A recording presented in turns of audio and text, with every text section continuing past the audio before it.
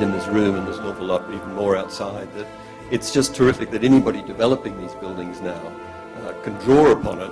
And I think conference like this is what it's all about. It's for sharing, it's for giving people information and understanding. There are such a huge and innovative and future innovations with respect to lighting, but other technologies as well, that needs to be considered in the design, but also build of future stadia. Here in Qatar, when we do buildings, we do it usually with the quality, with the higher standard, that the highest standard that we can do. And there are a lot of examples here as a landmarks buildings. One of the things we've tried to do with the multi-purpose arena is build, you might say, future-proof it to a certain degree, making sure that not only will it perform in terms of what people now see the facility as being able to do, but also, of course it's particularly a multi-purpose facility, what else can we think of that people will need for it to undertake? What events or functions, etc. And then how can we actually incorporate within the architectural design aspects that can actually help deal with that? You know, people said we couldn't grow grass indoors, so we built a fixed roof stadium in Dunedin for the Rugby World Cup, and it's performing brilliantly well. They said we couldn't play tennis on grass indoors, and we put a roof over Wimbledon. So the point is that it's just constantly changing. It doesn't matter right now what we can do and what we can't do. The important thing is that if your venue is 5 to 10 years away, you could probably do it. You just have to turn your mind to it early enough.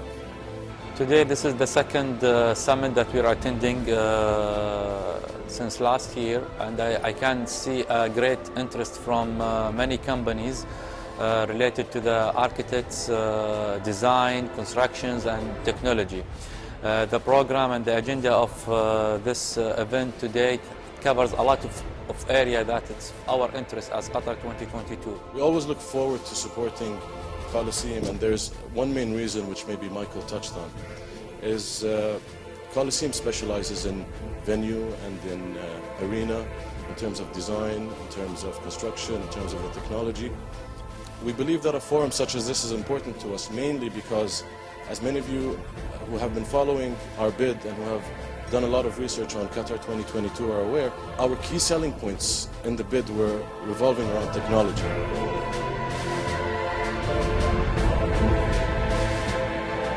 The basketball arena for London 2012 was that the modular construction, when it became particularly bespoke or multi-tiered, became quite complex.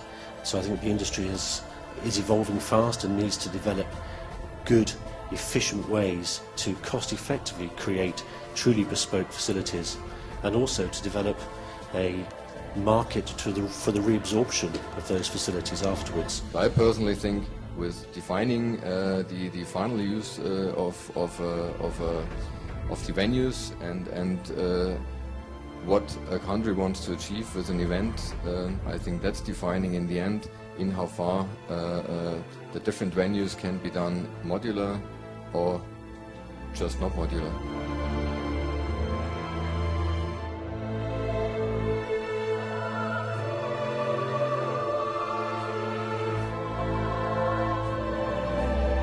My experience from the Coliseum Summit is a very positive one. I think it was, from the point of knowledge sharing, a really marvelous event, and from the perspective as a security specialist, there is a real need to share knowledge, to look for best practices, and of course to have safe and secure environments.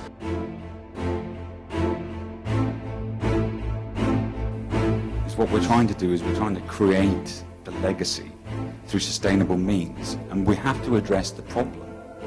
The problem doesn't last 4 weeks, the problem lasts forever. And so what we're trying to do is find solutions going forwards. They could move the tournament, but it doesn't change what we're trying to do. And what we're trying to do is something which hasn't been done before. Legacy is about what we leave behind. That's everything from the experience of the players, the fans, the world during the tournament. But the day after the tournament, there has to be a lasting, compelling legacy that's built on a sound business case. The reason we've been attending the Coliseum Summit the second time is that we found the first time did attract the right and high-ranking people of the relevant clients in Doha. There's an awful lot of conferences around the world right now, particularly in sport in our world, and they're all about knowledge transfer. They're all about learning things and imparting knowledge. And I think that today has been a particularly good example of that, of people who really know their business getting up and sharing that knowledge with other people. So from a personal point of view, I think it's been a great day, and I think the Coliseum Conference is definitely on our agenda.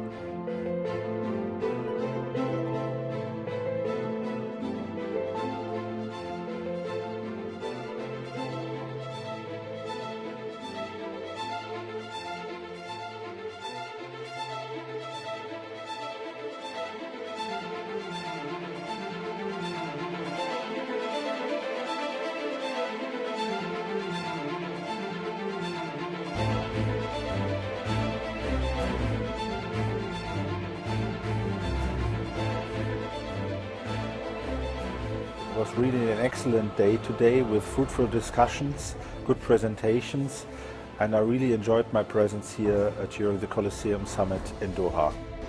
Yes, thank you very much.